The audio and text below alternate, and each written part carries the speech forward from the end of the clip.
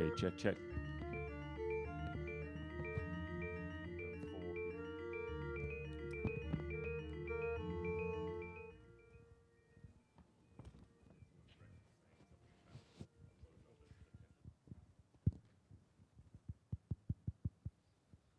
Good morning, everybody, and welcome to the first session of day 2 of the 10th World Water Forum here in Bali. Thank you to those in the room that braved the traffic and the early morning start to get here for an 8:30 kickoff. I hope this panel session today on enhancing transboundary water management and the SDGs is going to be entertaining for you. We've got some great panelists here. One of them still on the way, I think. So he'll join us a little later. But I'll get the panelists to introduce themselves because they do a much better job than me. My name's Adam Switzer. I'm a professor of coastal science at Nanyang Technological University in Singapore. I'm the moderator today. I'm also the director of CFAL Singapore, which is one of the sponsors. And so this event is sponsored by UNITAR, the United Nations Institute of Training and Research, CFAL Singapore and CFAL Bangkok, and we'll be hosting their session for the next 80 minutes or so. So the agenda today is to talk about water and the SDGs and transboundary issues. And so our panelists will dig into those. I have a number of questions. We won't be having any presentations. It will be a panelist talk show, and we'll see how it runs from there. So at the end of the scripted questions, we will then open the floor to the audience for any questions that you may have for our panelists. And so they'll be ready for that as we get to that moment. Now, you all have a microphone, so the microphone should work. And so we'll start with Dominic, then we'll move to Thanapon, and then we'll go to Ziggy. So, okay, for the introductions, if you could give us a quick introduction of who you are, where you're from, what you have to do with water, and how you feel about being here in Bali. So, Dominic, over to you. 2 to 3 minutes, please. Thank you very much. And the mic is working, right? Yes. Okay, so I'm Dominique Béraud from the World Meteorological Organization, which is the UN agency for weather, climate, and water. So it's not just meteorology. And water must be understood as operational hydrology. And I'm the lead of a division called Earth System Monitoring. It's all about supporting the countries in developing their observing systems for the ocean, for the cryosphere, and obviously for hydrology. And that's my interest in water. It's definitely to help to get better data, better understanding of the water system, the overall hydrological cycle, and then to connect that to SDG and other societal challenges. Thank you very much. Thank you, Dominic. Okay, over to you, Thanapon. Yes, good morning, everyone. My name is Thanapon Piman. I am from the Stockholm Environment Institute, Asia Center in Bangkok, Thailand. So I am a water cluster lead and senior research fellow for SCI in short. SCI is an organization that doing research to support policy and practice. We try to use the science and evidence, to bridge between policy and practice. And my experience is in water resource management and engineering, particularly in the Southeast and South Asia, and particularly in the Mekong, Irrawaddy, and Brahmaputra and Ganges in South Asia. So I do a lot of experience in different aspects of water, including transboundary water management, flood and drought management, water security, and nexus, etc. So I'm very happy to be here and share my knowledge today. Thank you. Thank you, Thanapon. And over to you, Ziggy. Yeah. Thank you. I'm Zihao Chong, also from Singapore, Nanyang Technological University. Also, I'm from the School of Civil Environmental Engineering and also the Nanyang Environment Water and Research Institute. So basically what our institute is doing is really a research-intensive institute focused on water and environment.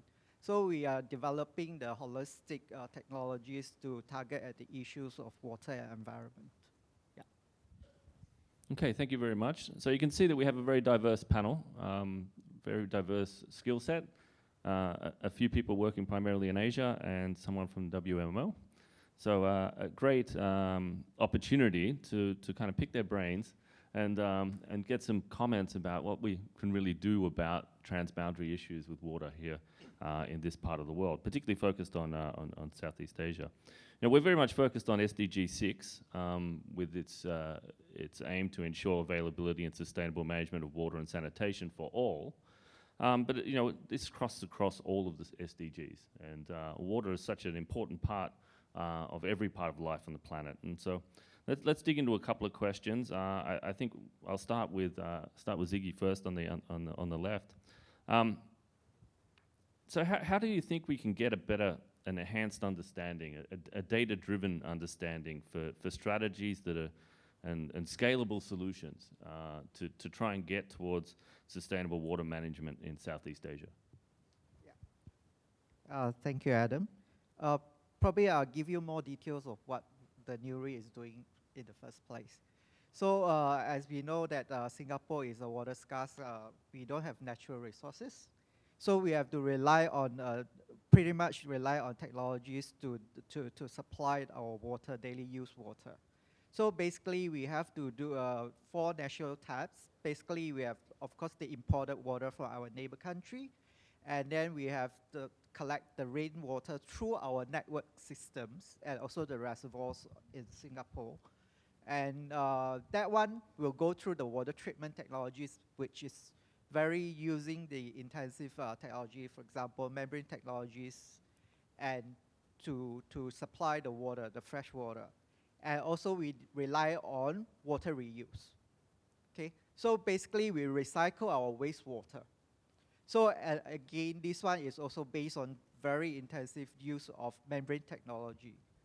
And of course, the last one would be the desalinated water. So we basically convert seawater to our drinking water. So again, these are all very intensive technology use processes.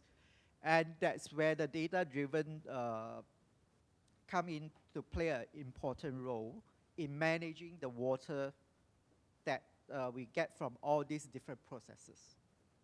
So of course, we talk about climate change and the impact of climate change. So it's very important that we collect all this data and through the machine learning and to see how resilient are our technologies with the under the impact of these extreme conditions that caused by the climate change. So that is where it comes in a very important role. So back to what we do in Nanyang Environment and Water Research Institute. So we have actually 5 main domains. The first one, of course, is the membrane technology. So we always look at the development of technologies that try to reduce the energy consumption. So basically the carbon footprint of our water treatment processes.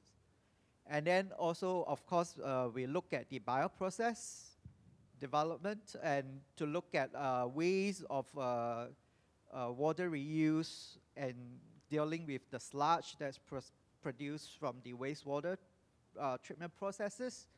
Also, we look at our waste management because it's important, it's actually integrated with the water issue.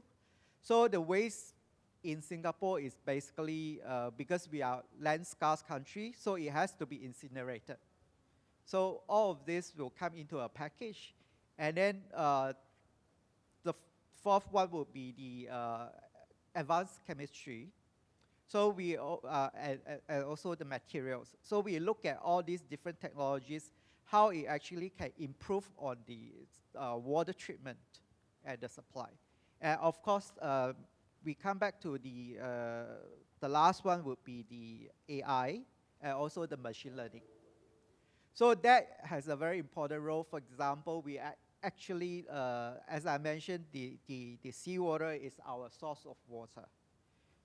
So basically, we will use the UAV, the drone, to actually collect the images from the local surrounding Singapore and to look at how this water quality changes and using these to see how it will actually impact our desalination processes.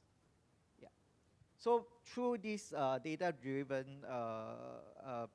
development, we are able to know whether our desalination process or our water treatment processes is able to actually prepare us for the worst condition, during the worst condition. Yeah. Thank you, Jiggy. Yep. Maybe Tanapon, would you like to go next? Do you want me to do the question again? No, I think it's okay. Yeah. Yeah, I may bring another aspect or example of transboundary cooperation using data-driven as a mechanism.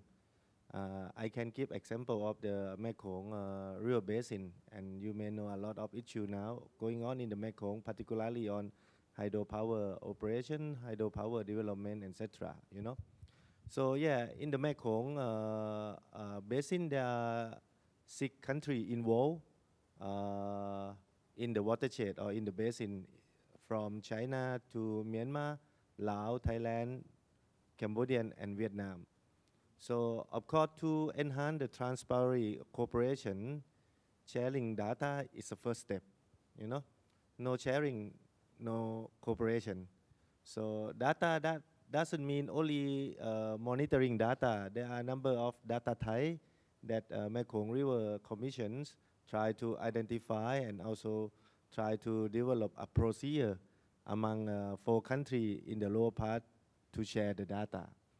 So based on sharing data from the country, and this data is used to produce the basin plan, in example. So this is also a key kind of important of data-driven, you know. To develop a basin management plan without sharing data or without good data, it will not effective, you know, and it cannot build trust in the plan for the investment. You know, that can be the example. And right now, I think the progressive of data monitoring is also very improved significantly through the better sensor to the remote sensing. And I think now the country in the Mekong very interest and have very good experience in using this kind of data to improve the basin plan or to improve the monitoring system for flood and drought management, etc. Because we have to recognize that at the transboundary scale, you work across the national border, and you have to recognize the difference in terms of policy, in terms of data availability, in terms of knowledge, and also quality. So we need to look at the way how to compromising the data to be used also. That is very important. That is maybe the first kind of sharing experience from my side. Thank you. Thank you, Tanapon. Okay, over to you, Dominic. Okay, thank you very much. So I fully agree. So we now with the AI, with the Internet of Things, there are many ways of leveraging the data.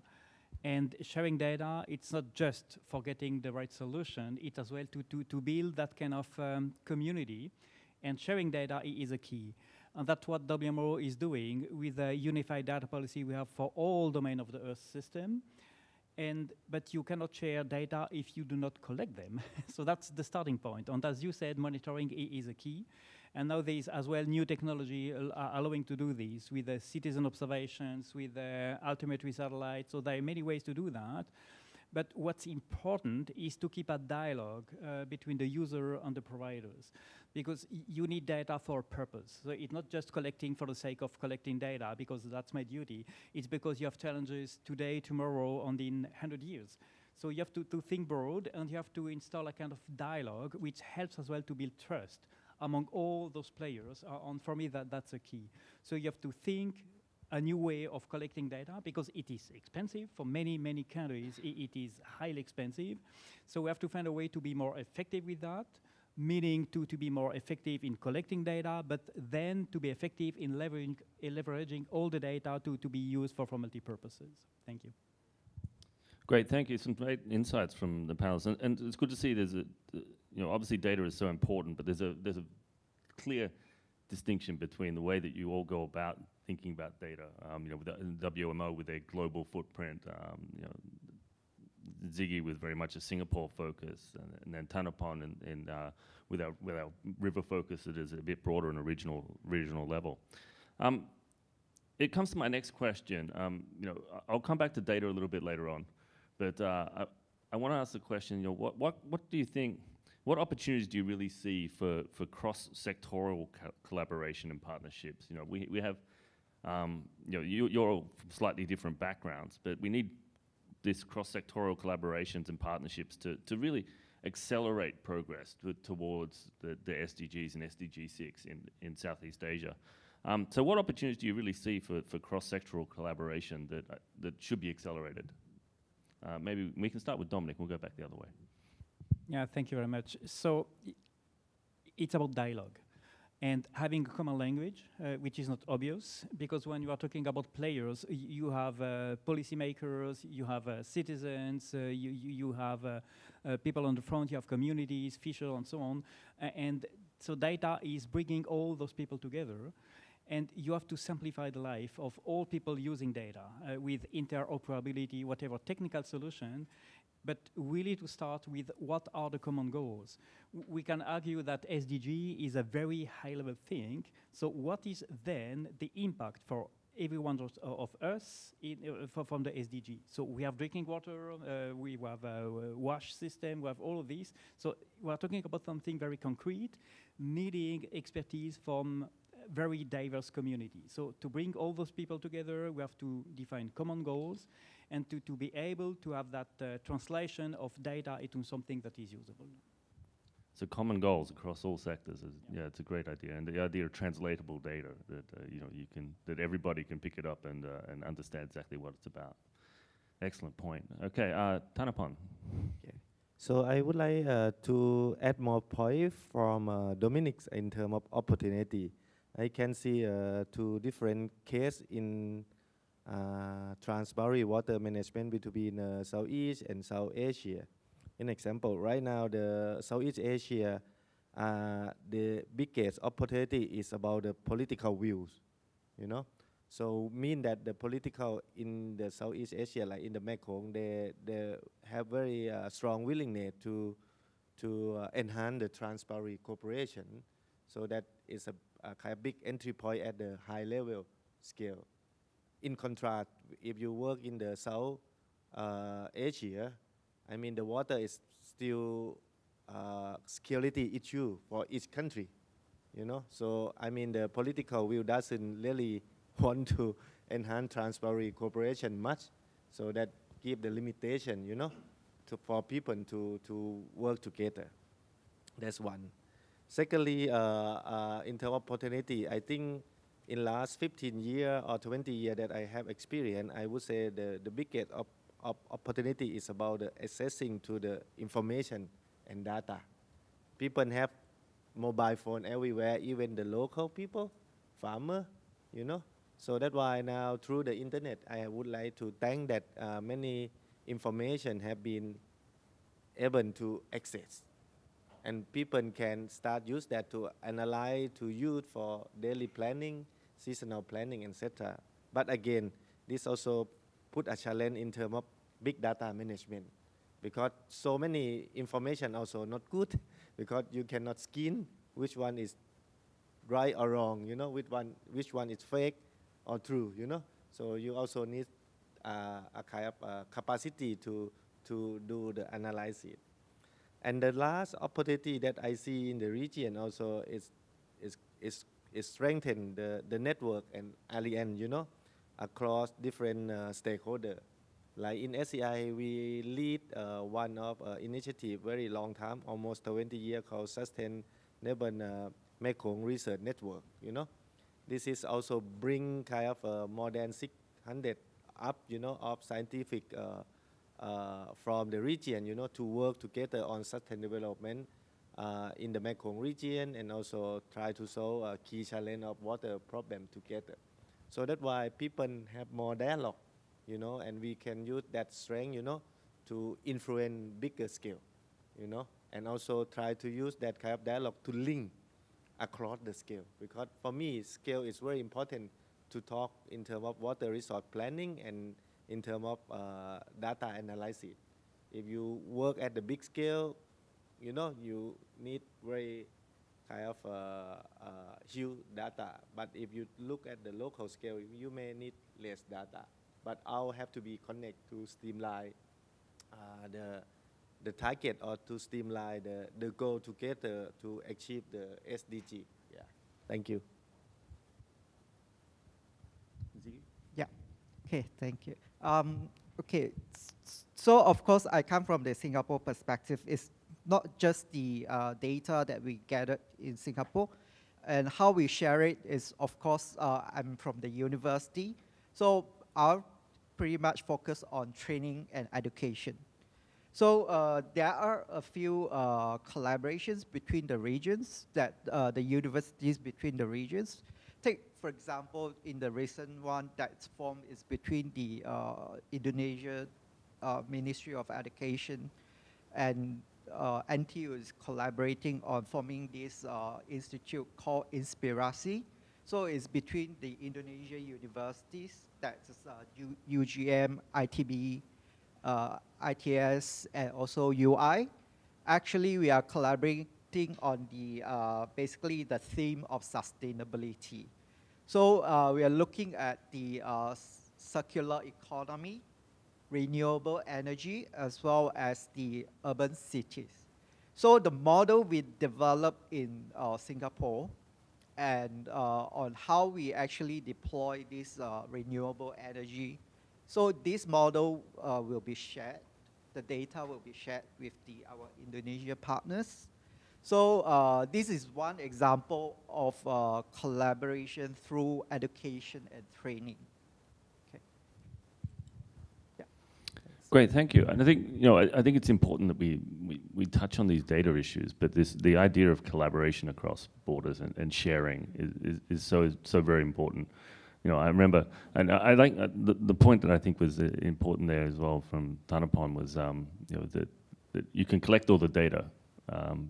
And, you know, I remember an example in the Philippines a couple of years ago, just after COVID, where there was a weather data program, that the citizen science weather data program, where they collected hundreds of thousands of people collected weather data. And then, you know, what do you do when you have hundreds of thousands of people collecting weather data? How do you quality control that? And how do you, you know, you can start these programs, but they also come with additional challenges. And data policing is obviously another one that's important across. And this idea of making sure everything matches up and everyone's speaking the same language as well.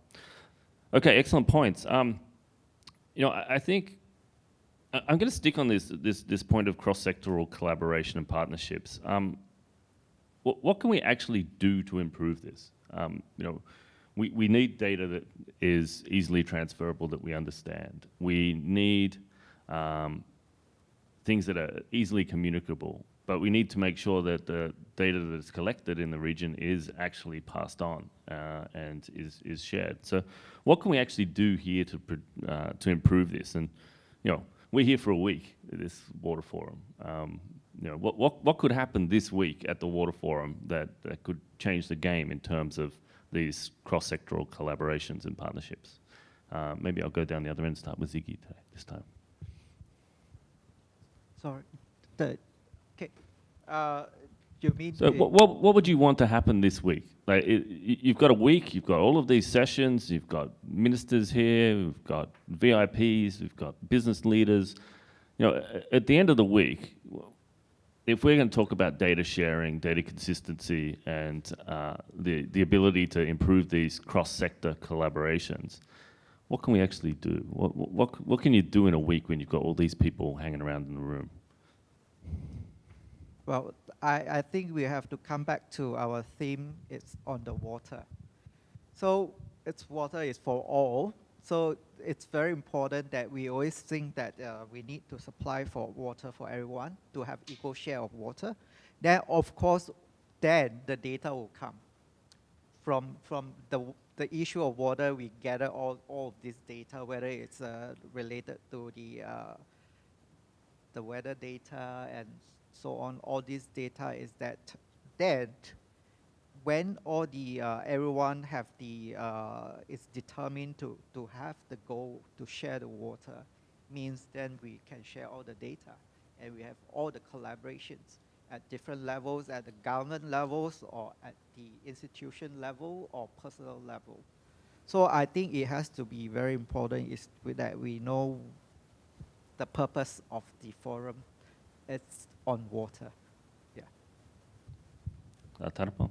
Okay, so from my point of view, for these forums, I think it's very much, I mean, aligned with our new initiative in ACI, what we call is water beyond boundary. So we in our water team, so we foresee the gap of honestly IWRM integrated water resource management that I think many countries around the world have adopted almost 30 year, 40 year, or 20 year, etc. But IWRM, I think, is already embedded or mainstream into many national policy for water resource management as a principle. But if you look at the state of water resource every year or every 2 year or 5 year, you know, do you see the health of river is increasing? You know, it's always going down. So that is a big question, what happened? You know, and maybe you can see more and more conflict between water, between different stakeholders using the water. That's a question now, what are the gaps in water resource management or integrated water resource management? So yeah, in our team, we have defined 3 pillars to go beyond the water as usual that we have. One is about the physical boundary, you know. So as you see, you know, in terms of water resource management, we try to draw the basin boundary at different scale, small watershed, big watershed, who define that, you know. And you can see now the reality, the resource is exchanged across the boundary. You know, who use the power is not in the basin, but maybe outside the basin. But the development of, let's say, hydropower or water or power plant, you know, they use water and they may cause the negative impact to the people in the basin. Those people are not taken into account of planning. Secondly, it's also the political border or, you know, national border. Of course, this is, for me, in terms of water forum, it's very important to bring our key stakeholders, you know, to dialogue, to discuss, and try to remove this kind of boundary, you know, try to see water as a climate. It's everywhere, you know, it's connected. You know, you cannot keep it for your own. You cannot survive it with only this resource yourself. So that is very important to remove this kind of boundary. And the last part that I would like to emphasize also to consider ecosystem in the early stage, you know. I don't think we talk much about the environmental here, you know, or ecosystem impact here. As I mentioned, you know, we so far develop a water based on the human and socio-economic centric or focus on development of economic and livelihood or social, you know. So that's why the kind of environmental part or ecosystem part as always at the end of the pie of the planning. That's why I feel that, okay, we have very high technology, high development, but our ecosystem is degrading all the time. So this, I think, element have to bring up early, you know. So that's also the key that I would like to see in this kind of forum, you know, to tackle this issue faster, because like climate change, you know, people expect to see the impact maybe next 5 or 20 years, but it's now. You know, we, I think, have very good maybe prediction in terms of trend, you know, but the current impact maybe is uncertainty, but it's happened now. Similar to the ecosystem, etc. So, you know, to restore it, you know, it's longer than you keep it or save it right now. That may be my key message here for this forum. Thank you. Thank you very much. Okay, and Dominic, over to you with a bit of a probably a different perspective from the WMO. It's a bigger footprint than the Mekong, but yeah, it'd be interesting to see what do you think we can do this week? Well, if you see data and water monitoring, it's to help to make all the challenges visible. On that my keyword, making things visible. The monitoring systems in many ministries at national level are not visible because they're too small. We cannot understand why are we monitoring hydrology at national scale. So we have to better connect data monitoring system to the overall societal, economical, environmental challenges of a country, of a basin, and of a whole region. That's often missing. You have at every country national hydrometeorological services, which are doing a fantastic job, but maybe a little bit disconnected to the other ministries. So my wish for this week is to have a way for making all this monitoring system more visible to finance ministries, agriculture, environment, transport, energy ministries, to show we can help you. And that will be my message, trying to find a way to do this. It's about building a value chain from data to decision, from decision to data with a kind of feedback loop. And the starting point of all is requirements. We have to understand who are the users, what do they want, what do they need, how do they work, what are their capacities, and then working together. It's as well about capacity building of the whole chain. So making monitoring system more visible through a value chain based on requirements, and then linking all the disciplines we need. We're talking about physical science, so hard science, how we call that, but we need social science as well. We need economical science. So we need all of those into a dialogue to make sure that things can happen. Maybe not this week, but at least we can start this week. Thank you. Yeah, that's a really good point. I'll just pick up on that. I remember having a discussion with a social scientist a couple of years ago about a program called our Climate Transformation Hub in Singapore, which has just been funded by the Ministry of Education. And the point was very clear. Bring the social scientists and the policy people into the discussions before you start the science project and engineering project, because it's that cross-sectoral input is so important, and it only works if they're in the discussion from the very start. And I think that's the key here too. I think one of the reasons that I was keen to come to the Water Forum is because you have this mix of policy people, social scientists, engineers and scientists all working towards one common goal of water. And that's I think it speaks volumes of what can be done if you have all the right people in the discussions from the start. And so I think that's a really good point. Thank you very much for all your points. I'm gonna move to my next question. If we're thinking 5-10 years ahead, and let's focus on Southeast Asia because we're in Southeast Asia. What's the biggest challenge to getting to SDG 6? We want to provide clean water and sanitation for everybody on the planet. That's the primary goal of SDG 6. What's the biggest challenge of making that happen? I work in the Philippines and in India and Vietnam and very rural parts of those countries, and I see that people still don't have very clean access to water and even drinking water, but definitely not clean sanitation. And so, how do we make that happen? What's the biggest challenge for the next 5 to 10 years that you guys think we need to address? Maybe I'll start with Thanapon. I never started in the middle before. Okay, thank you. Yes, in my opinion, for me, I think the biggest challenge, as I see in the Southeast Asia, is about the rapid development and also the movement of people. People now movement across the border, across different countries a lot. So that is not easy for planning, because now you have to deal with a dynamic situation rather than like statistic in the past.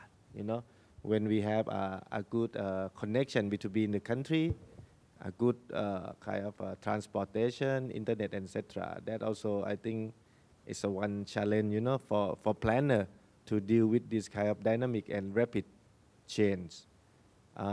Secondly, I think another challenge for me is about the equity, So you can see a big kind of like significant development in urban area. Why you mentioned about rural is still poor and poor and poor, So this is a big gap between urban and rural. So how to reduce the gap is very important. How to decentralize the power and also the resource, to focus more rural people or what we try to say, don't left people behind. How we identify this group, how we bring the voice from this group, how we make this group visible. Like Dominic said, not only the monitoring or data visible, but we need to make people on that kind of group visible too. So that's why in SCI also, not only you have Adam, any project that we are developed in terms of water or other kind of sector, we need to mainstream JETSI, the gender equity and social inclusion approach in the project. It's a must. So that already like show the strong commitment from our organization is try to look at holistic approach rather than silo approach in the past. So we can start from ourselves through the project development. You develop a project, If you take this in action, then this collective kind of effort will create a bigger impact for me in next 5 to 10 years, if possible. Yeah, that's from my. Yeah, I think it's a good point. One of the things that springs to mind is these mega projects, these things like industrial parks and mega factories, and that's been brought up this week already. And things like all of a sudden there's rapid development in rural areas, and the infrastructure just doesn't come along with the development as people rush into that area. And so people from poor areas are moving into these massive developments and having a lifestyle, moving into a situation that is perhaps even worse than their previous situation because of the lack of infrastructure around these big mega projects. And so maybe we'll come back to mega projects a little bit later on. Okay, over to Ziggy, maybe. Thank you. Okay, so I probably share with you the what Singapore is doing again. So to meet the SDG goals, of course, Singapore come out with the Singapore Green Plan 2030. So in here, it take the whole, the national level of the objective is to achieve the net zero target. So basically, it's through a lot of not just technology development. So it's a commitment of all the ministries in the government, from the social aspect, the finance aspect, the environment aspect of it, and also that, take for example, is that all the companies registered on the stock exchange has to submit the ESG report. So it has to show the commitment of sustainability. So even all the projects that we are doing on R&D has to meet the sustainability goal. So these are the things that we are actually doing. It shows the commitment at the national level that we are very serious about sustainability. Yeah. And again, it's through a lot of education and training. And about at the organization level, at the university, how we actually share, I come back to how we share the technologies that we developed at NTU with different regions in the Southeast Asia or East Asia is through the philanthropic work. We actually have a unit which is under the NURI. It's the LIAN, the environmental endeavors.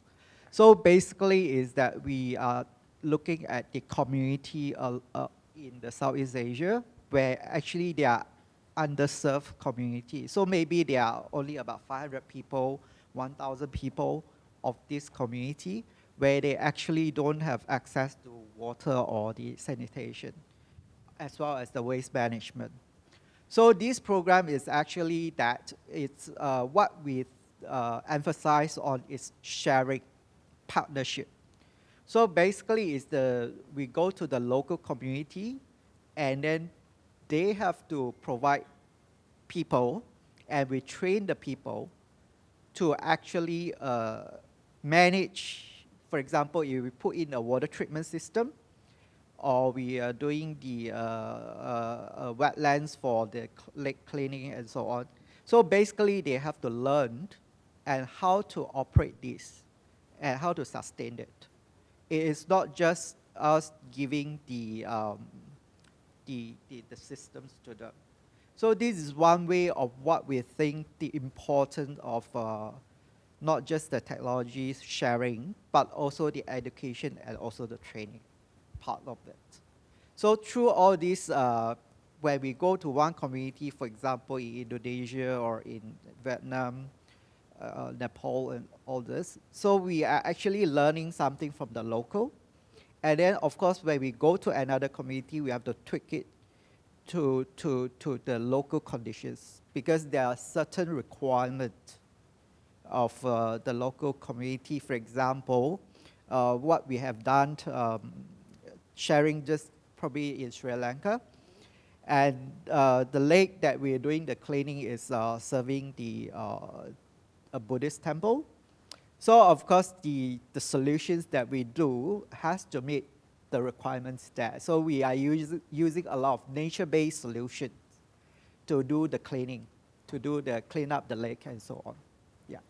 So these are the things that we are actually doing at the so-called organization level. So how we actually share our technologies, of course, because we have this endowment from the Lian Foundation in Singapore. So we are doing all this philanthropic work. Yeah. Great, thanks, Iggy. I think that's, it's an important point.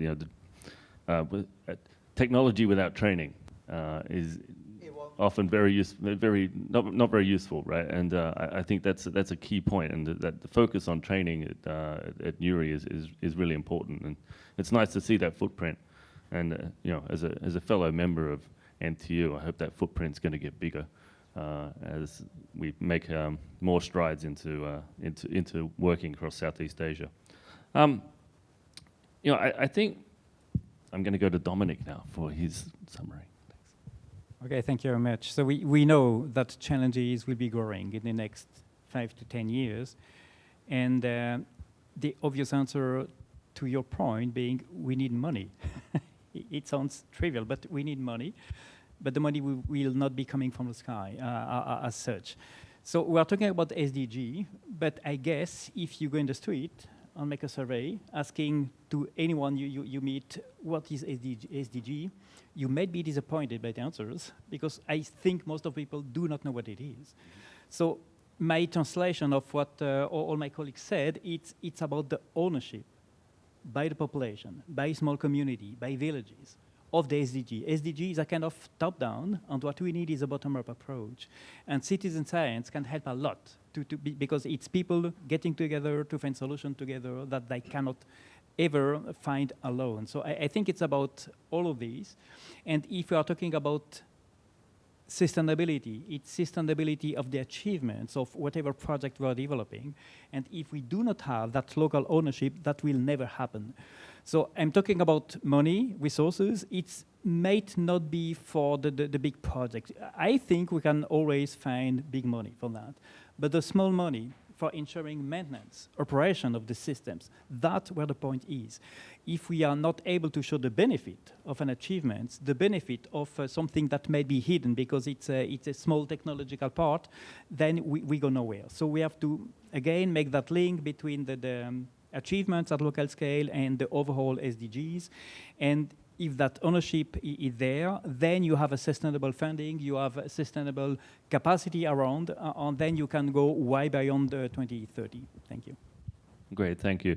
Okay, I'm going to ask just some individual. We're starting to use up a bit of time here, and I want to leave some time for questions for the audience because we've got quite a few people in the room now. I wanted to focus in a little bit on, maybe I'll start with Ziggy. I'll give you prep to think about it. Could you expand a little bit more? Like, you know, Singapore as a city-state has a quite integrated and technologically advanced network. You know, as we move towards sustainable cities, you talked a little bit about Indonesia and the partnership recently signed between the university and the Indonesian universities. What else can we do towards sustainable cities? You know, what can we learn from Singapore that can, you know, be either scaled up or scaled down for other cities in Southeast Asia? Thanks for the question. Probably I have to emphasize that, of course, today's theme is on water, but as mentioned already, it's not just water alone. It's the water and the environment. So when we talk about the environment, that it comes, basically is Singapore is today's, we are so proactive is because we are land scarce. We don't have natural resources. And this is a very important point that therefore we have to be self-sustainable. So we set all the goals, we don't even have food. So we only supply 10% of the food. So we need to increase the production of the food. So production of food, definitely we need water, of course. So therefore all of these issues are integrated. And when we look at an issue, we just don't just look at the issue, this is an issue of water. It's an integrated challenges, complex challenges, and that's where we need to apply science and research, and also all the data will come in. This is where this is important, is that we need to find a holistic solutions to look at all the problems, all the challenges. And with this, of course, as mentioned, we need a lot of investment. Yeah. So under the Singapore Green Plan, obviously we know that there's a Singapore Green Bond as well. So that's the government have this bond, and where actually it's to invest in our infrastructures. So all the, for example, Singapore will put in the latest so-called, try to achieve the net zero for wastewater treatment and reuse. So it's integrated with a waste management facilities. So it's a incineration plant together with the water treatment, wastewater treatment, integrated so-called the facilities. So to build these facilities, of course, then we need to have money for this infrastructure, and that's where this green bond is for. Yeah. So therefore, as I mentioned, it needs a very high-level planning, and it covers across all the sectors within the government to make this happen. Yeah, some good points there. I think one thing I remember being staggered when the Prime Minister of Singapore announced that Singapore is intending to spend $100 billion to defend against sea level rise. Yes.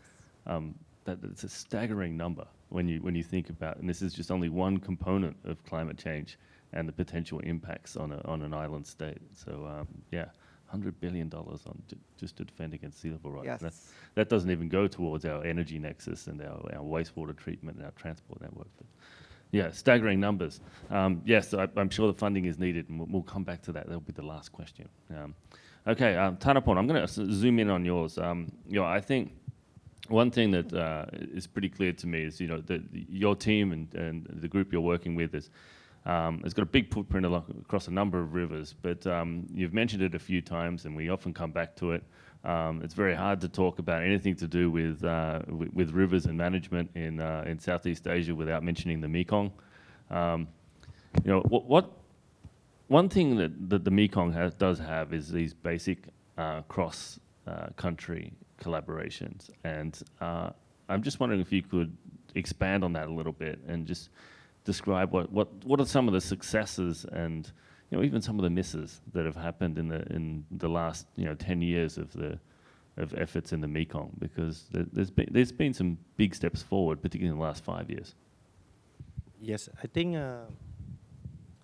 the Mekong, there is a existing river basin organization, you know, like Mekong River Commission that have a signed agreement between 4 countries in the Lower Mekong since 1995, and through the agreement, that why this bring a lot of intention of 4 countries to pull hand together, pull data together, and also try to manage the resource together. That's kind of a big step already that I see the progress. And recently, there are a new platform or new corporation called Lan Chang Mekong Corporation that now includes 6 countries, you know, together. That's also another kind of big step for the political will and good leadership, that they use this kind of cooperation and platform, you know, to talk about resource sharing, you know, cooperation. That's another kind of big step. And I see now these 2 mechanisms, they try to talk each other, they try to complement each other, and they try to make bigger impact together. That is, I think, a big progress.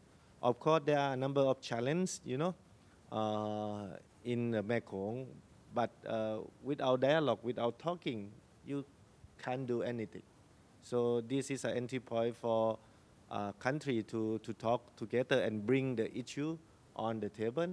Of course, it needs time to negotiate or to balance the power or to find the kind of solution together, because different countries face different challenge and different need, you know. So for me, that kind of mechanism give you opportunity to negotiate, to harmonize, and to share the information. And that is kind of a big step compared to other river basin that I'm working, like, in example, like Myanmar now is nothing there after political crisis, you see. As I mentioned also the example in South Asia, when countries still see the water is national security, you know. So that is also make kind of a constraint or barrier to do the transboundary cooperation at the big scale. But of course, from my experience, if you go to the border between the country, border between the watershed, you know, local people, they don't see this is a border. They see this is a society, each other. It's different view, you see. So we have to first understand the people, understand the need, and try to see where challenges in that scale, and also try to use different approach, you know. I don't think there's one solution can solve everything. So we need that kind of analysis in the first step. So that's kind of experience that I see the progress so far. Yeah, thank you. Okay, thank you very much. And yeah, some good points. And I think, you know, the Mekong we can learn from. You know, it's an established program. It's something that was really pioneering at the time, and you know, of course, it's had its challenges. You know, but I think there's some real lessons there, and you know, I think sharing those lessons is a really important thing. So I hope the audience appreciated that.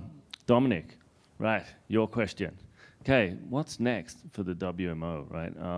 Is it AI? Is it data science? Is it big data? You know, what's next for your program? What's the 5 to 10 year plan? How are you guys going to change the way we look at water globally? Well, it's certainly about having sustainable monitoring system. And for getting there, we have to combine all possible sources. So yes, AI, we are working on a white paper on AI, how to use that, how to connect those AI solutions with all the rest we are doing.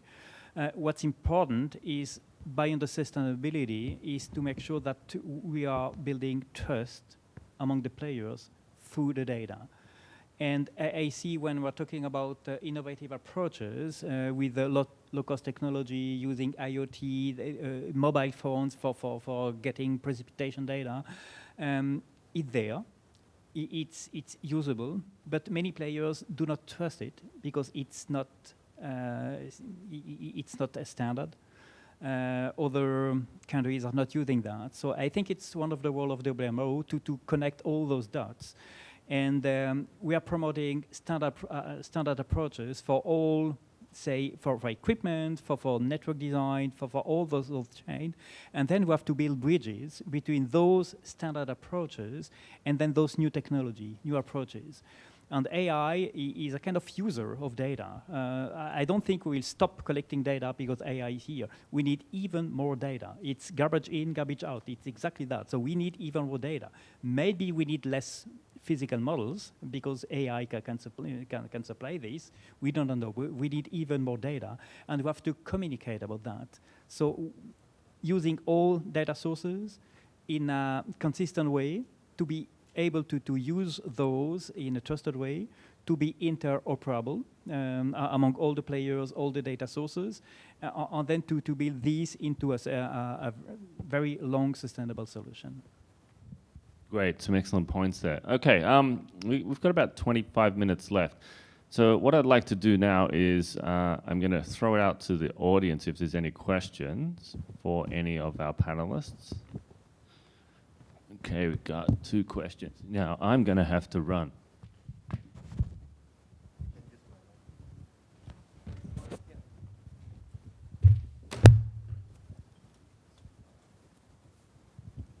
Hello. Hello, everyone.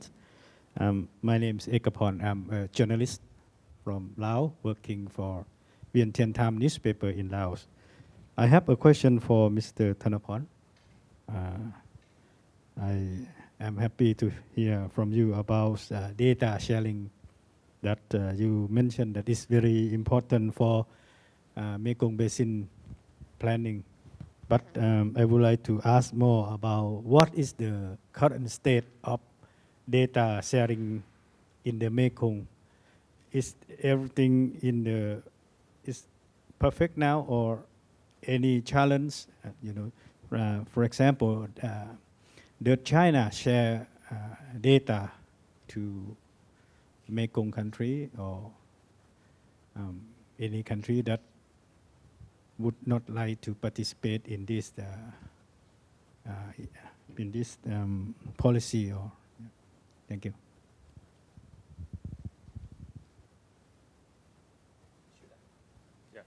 Good. Thank you very much for the questions. The answer first, yes, it's not perfect yet. It's still a lot of thing to do for the data sharing in the Mekong, but it's a good progressive already from last 5 to 10 years. I mean, in terms of improvement that I see, that we need to do more effort together. First, it's about the timing. How to make the data available in advance before the situation comes. That's also important. You get the data after the flood already, it's nothing. That is one important that I think the Mekong people try to push this kind of information, to available on time and also at our scale. I feel like, I see that the data now is already accessible, but it's not well digested to the local community yet. So, I mean, data is there in the website, etc., but the community doesn't know what it means. What is meaning for 5 meters of water level, what is mean this meter, for the flow. But we still need a capacity building for the people, to digest the information and use it effectively for planning, in the basin. And the third point that we need to do more, so many data is not ready to share yet because of national security sensitive issue or whatever, In example, right, dam operation data is still under discussion, how to share more this kind of information, to the people, because it's linked to the contract agreement, power license agreement, etc. But however, I think through the satellite information, through the internet, and through the people mobile, many data already exists, and it's much better than last 10 years that I have been working in the Mekong, that to collect the information is take you long time. So yeah, and I think my last point on data also is not only the one-way communication, you know, like top-down approach for monitoring to the people. We need also to get the feedback from the who using data, who is the audience, and that will be like two-way communication and can close the loop of, you know, data management, data development issue in the region. Thank you. My name is Muhammad Tamron. I come from Indonesian Water Resources Council. Interesting subjects, enhancing transboundary water and also SDGs. Talking about border, in the case of Mekong, is 6 countries. Perhaps that's kind of maybe difficult but easier because no more than 2. If it is only bilateral, so perhaps that's maybe difficult because only 2 parties. In the case of border, usually it's a remote area. It's a maybe frontier area, and now perhaps develops as plantations in one part, and sometimes also minings. So perhaps in one case, in one country, they develop this kind of activities, and the other one receive kind of. So how can we set up the discussions in bilaterals? Because if there are 3 or more than 2, so that can be several others can discuss together. In the case of bilateral, so that's maybe one can able to discuss, and the other one maybe still waiting, you know, after develop more. So how can we set up kind of discussion about that? And the second thing also importance about data. Usually data is few, maybe none of data, so that's perhaps is true how to set up the data then later on. And then the second is about SDGs. Urban usually develop in a slum area, and this is problem with water supply and sanitations. And usually cities provide kind of a willingness to pay because they have to charge for the water supply or sanitations, but they don't enough capacity to pay. So this is so perhaps political will from the government to kind of give subsidies for that.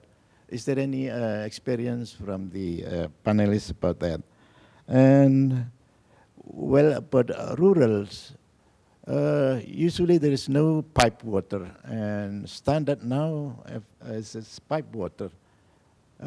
In the past, perhaps with wells is enough, but now maybe still need pipe water with good quality as well. So need the kind of water treatment, etc. So is there any experience from panelists about that? Thank you very much. Maybe not too long. Thank you. Okay, maybe to structure that, maybe Ziggy, could you comment on pipe water and whether that's an option for our rural communities? All right. Probably I answer the questions about the pricing of water first. Okay, so the model that we use, probably that you said that there are big users and also the community smaller users. So again, it's whether the government want to adopt the model. So in Singapore, the big users will have to pay more. So it's based on the tax system. So the big users of all the water will actually, all the industry that use the most water will actually have to pay more of this water. And then we have the waste treatment tax as well. That is based on the amount of water that you actually use. So it's, for example, you use this amount of water, so that tax that you have to pay for the wastewater treatment is 30% of whatever you use. So that is the system that we have. So probably again is that the biggest city which have the better income will have to pay more for this to build up the infrastructures, and where then the local community can actually benefit from this. So that's one part. And then in terms of rural area, yes, the current model, that's where we actually, the model that we, as I mentioned to you, what we did that for the 500 community is that they have a central system, and then the people will actually pay a very low price to come and collect. So again, is that because they don't have the infrastructure of the network system to deliver to their tap. So basically, they have to come to do the collection of water. And of course, to show that water is important, they pay a very small amount of fee to the people who actually operate the system. So there is a way of education training and encourage them to build out the skill and then operate the system where they can generate the income for them and by selling the water to the local people. Yeah. But again, I have to say that the infrastructures building is very important.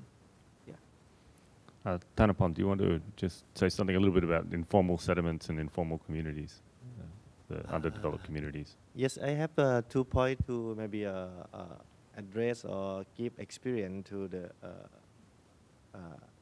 audience who talk about maybe about the mechanism on bilateral to discuss about the issue between the country. For the Mekong, I think there is that kind of mechanism, you know. So at the regional level, of course, they have kind of council or meeting at the minister level, and then they have a joint committee meeting, you know. And in between, of course, each country can do the bilateral, you know, to talk about the special issue or maybe some issue that, you know, they can easier to solve between 2 countries, in example, that is existing. For the rural water supply, for me, I think the technology, everything is there, you know. Develop water supply is nothing new. Develop sanitation is nothing new. It's about the business model, you know. It's about this job should run to the business or it should run by the public. That may be the question. So the technology is there, but only about the business model to investment. And in Thailand, I give the example in Thailand now, they change the kind of the approach to address this kind of issue, because in the beginning they look at the big picture, so that's why all the investment focus on the city. But now they adopt what they call the area-based approach. No, they try to analyze the area by area and use different approach to address the issue. In the past, they just use one approach to address the issue for the whole country, you know, similarly. But now they are aware that different areas have different challenge or maybe different need, so they have to be more targeting or specific approach, you know, for that kind of area that have been identified. Thank you. Thank you, panelists. Okay, Dominic, I think I'll skip you, but and we'll go to the next question because we've got a couple of questions, I think. So, and we're running out of time. Thank you very much. My name is Dr. Anmar. I'm from Ministry of Water Resources in Iraq. So I'm head of the International Water Studies. So you know, everyone now the data is so important with the climate change now affecting with the scarcity of water now. So the require sharing data with in order to enhance the water, transboundary water is so important also. So I think the management of the distribution data in order to enhance the management of transboundary water is so important. My question about how can to be cooperate with the two countries or the sharing countries water in order to effecting in the good faith of enhance cooperation in order to distribution of water with a fairly and equitably water. This is my questions. Thank you very much. Okay, maybe we'll go to Dominic. That's a perfect question for you. Yeah, thank you very much. That's a key question, not only in your region, but in many regions of the world. So that's the point. And I think there are three components to go there. The first is to have the right policy. So WMO has developed the unified data policy for exchanging those data that are core for saving lives, to be short. And this is only at transboundary at global level. It's not only at national level. So we need the right policy, globally speaking, and then at basin level and at national level. So it's about policy. The second point is to find a technical solution. And there, WMO can help as well. We are developing what we call the WMO information system, allowing rapid, real-time exchange of all kind of data. And for water, for hydrology, there is a specific program called the WMO Hydrological Observing System, WHOS, which allow to take any kind of data from the national authorities, but as well from academia, from private sector, and then to translate those into a system that can be used for forecast systems or for design of infrastructure or whatever.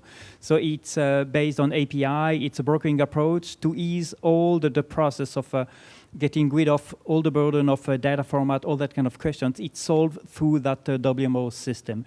So policy, technical solution, and then we need as well a kind of soft level of showing the benefit. Why should I share my data?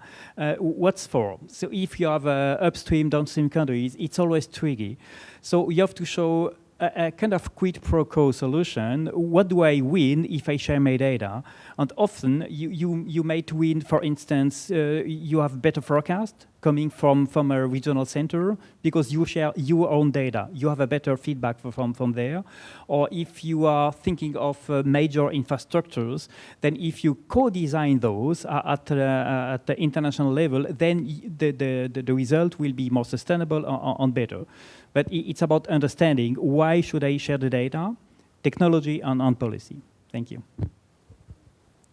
Interesting point. Okay, Thanapon. Before I go to Thanapon, is there any other questions from the room?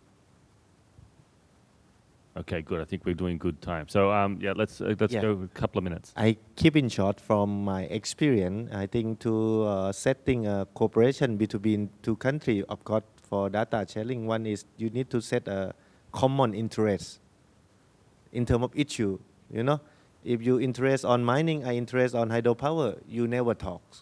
You know, in example. But now I think there are good kind of common interest like climate change. You know, that can be entry point. You need to address climate change together. Or second is maybe you talk about flood and drought. That can be transboundary implication. Like, okay, we want to reduce flood risk together. You have a common ground together. Then it's going to be start of next step, you know, how to find the solution together. And secondly, I think it's also important is to talk about the benefit sharing, you know. So it's not only talk about the challenge, a problem, you need to look at the solution and how two countries will be benefit together.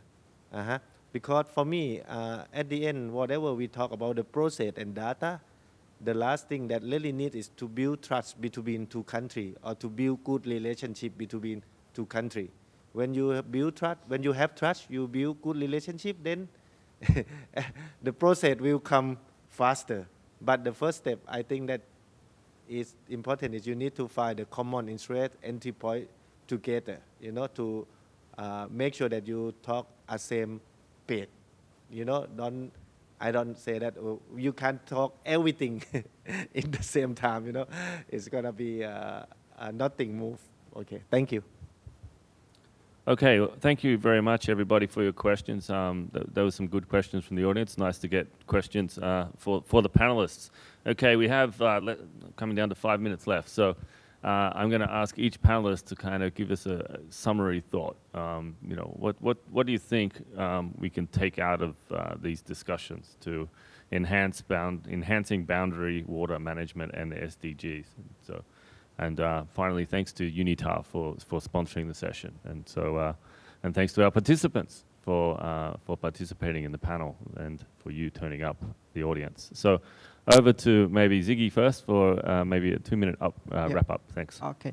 Yeah, I agree with Thanapon is that we have to agree with to have a common interest, and then we need to recognize the impacts of climate change, and again, I come from the university, so I always believe in education and training. And through this channel, actually the data sharing is much probably easier and to go through this path.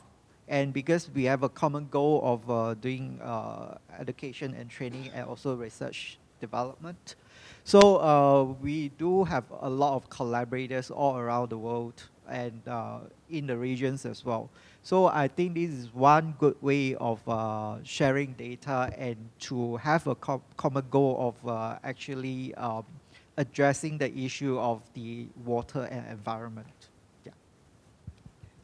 For me, I have 3 keywords on this topic and to impact outcomes. I think to enhance transparent water management and SDG, first you need a political will to support. Second is enhance data sharing, you know, across the nations or boundary. And third is for me to adopt inclusion approach or holistic approach, you know, to bring all the stakeholders together to build, as a result, is trust and ownership. So I mean, if you can achieve these 2 things, you know, then I think the transparent water will be better managed. Thank you. Thanks, Thanapon. Yeah, one thing you said to me yesterday, which sort of resonated with me, was yeah, we need to keep collecting data. We need to not forget that we have to collect data. Without data, we are nowhere. Okay. How to say that? Without data, we cannot manage things. That's the point, you know. So we manage things with the data, you know. Right. Today you come here, it's raining or not, you start manage yourself because you look at the weather data. So if without data, it's like guess, right? And it's also affect the accuracy of decision. So that's important. Yeah, thank you. Okay, Dominic, can you bring it home? Thank you. Yeah, thanks. So I think we all agree as experts, as professionals, that we need data. But we need to explain those to decision makers and to the population. I think it's a key. It's about communication to make those monitoring systems visible. I think it's a key. And that can be based as well on socio-economic benefit analysis that can show the value of if you invest 1 in data collection, then you get 10, you get 500 in return. So it's at least an order of magnitude of 1 to 5, but I'm sure it's 1 to 50, 1 to 100. So we need to make all those data systems visible to the broad audience and to decision makers and to funders. And those data are for a purpose, and one of the purpose is to deal with the complexity of the world, complexity of the society, complexity of the hydrological cycle, natural processes.